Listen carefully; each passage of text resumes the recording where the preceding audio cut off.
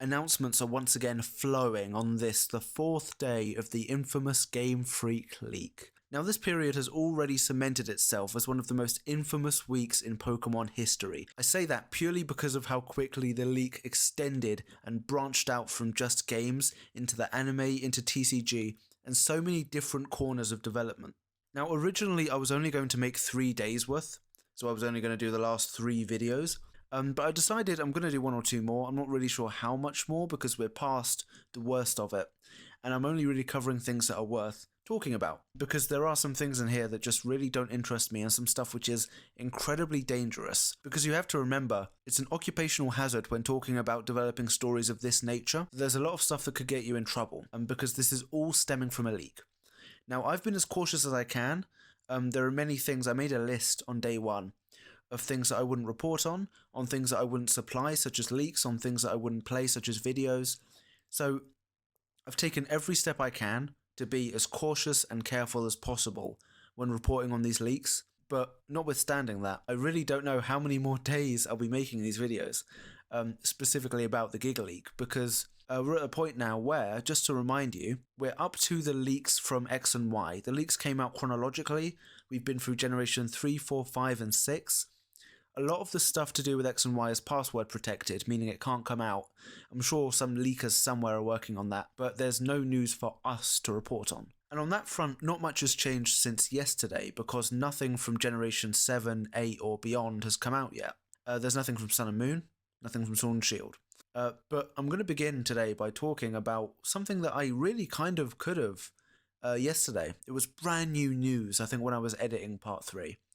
And that is this absolutely gigantic zip file of anime and trading card game art. Now, this includes some surface level stuff like box arts for Omega Ruby and stuff like that and all of the games, incredibly high quality renders, promotional artwork, and just this huge, absolutely massive chasm of concept art.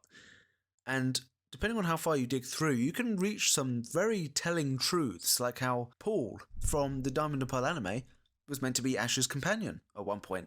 I had no idea about that. I mean, that's massive, because Paul went on to be one of the most notorious rivals in history, and he was meant to be by Ash's side at one point. Something else that I didn't cover in the previous video was this Pokemon here, and its gimmick is that it can evolve into seemingly any other Pokemon. Evolotto is the name that it's been given, or the ability, not quite sure. Isn't that an interesting concept?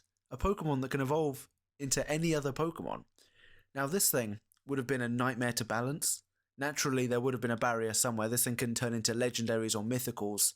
But I think that's a very interesting idea, but I can understand entirely why they scrapped it. But we had no idea about this. You see, it's just inherently cool to know this stuff. Also in the previous video I spoke about how Mega Jinx was confirmed cut for Pokemon X and Y, and I provided one image basically confirming Mega Jinx existed. I wasn't really sure about the specifics of it.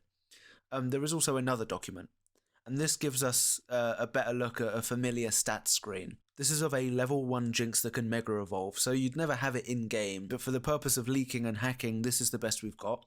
This better confirms Mega Jinx existed. And we also got a short gameplay video of Mega Jinx working. Now, there wasn't a placeholder for it, so it's just this weird 2D image. But yeah, this is the closest we get to Mega Jinx being functional. I'd like to make one more correction, and that is a beta Arceus design that I spoke about. That's fan art. And just while we're on this topic, there are a lot of lore, in quotation marks, documents that are coming out. I'm telling all of these stories about people hunting Pokemon, and like there was one about Slakoth, one of another Hoenn Pokemon, I think. Just these massive, sprawling stories about really dark topics in the Pokemon world. And they apparently stemmed from the leak. I don't think any of them are true. I haven't mentioned them up till now, and I genuinely don't think they're real. And that's simply because Pokemon and Nintendo are 2 different companies, but they have the same guidelines. Nintendo will never make a game that's an 18. They will never mistreat their IPs. And Pokemon is very much the same, but if that's their standard, why would they break those rules behind the scenes and write these lore documents of Pokemon being killed and stuff? So a lot of people believe it. At the moment, they're believed to be valid. I do not believe a single one. I would be shocked if these ended up being real, and because they go against everything that the Pokemon Company stands for, and they also look like Word documents, so who knows. Into the actual news that's come out since yesterday, Southern Kalos. We thought it would be Sword and Shield DLC, turns out it was meant to be in X&Y. Cut from the game, obviously. Lots of different locations here, and the head of the Fire Red trainer on the map for some reason. So it turns out Kalos is based off northern France. It was meant to originally be the entire thing, some more rural areas, as we can see from the source material image at the top. The leaker is planning to release the source code of X&Y. Don't download it, stay away from it. Not good, bad leaker. Some more news on Pokemon Legends ZA. Stunfisk is in the game. The shiny sound from Legends Arceus is apparently the same.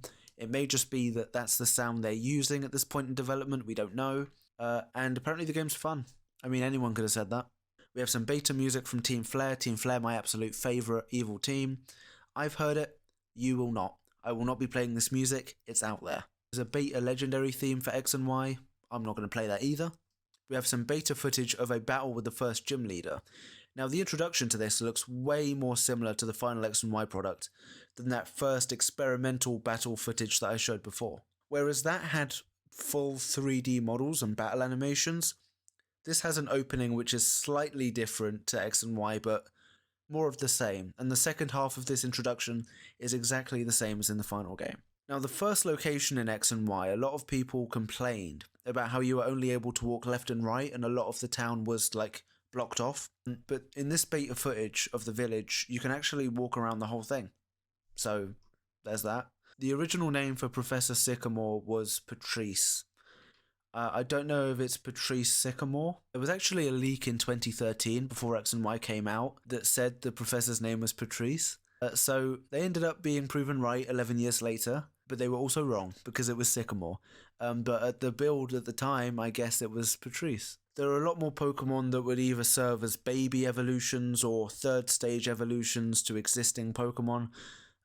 So this is just a very interesting document to look at. What I don't get is why there's a Torchic and it's evolving into the new Latias design. I'm not sure how much of this to actually rely on looking at it now. And that's everything. That's everything from today. You see what I mean? The days are getting shorter. Nothing from Sun and Moon, Sword and Shield, and beyond, other than the Legend ZA leaks and the source code for Gen 10 and ZA already being out there. The more repeating I have to do, video by video, it's sort of like it's getting to me. Maybe this period is slowly starting to wind down and end. Naturally, Sun and Moon's development will be fascinating, so depending on what else comes up, I could be back. But these were the really important, crucial starting days, so I just really wanted to cover them as they came out. Thank you all very much for watching.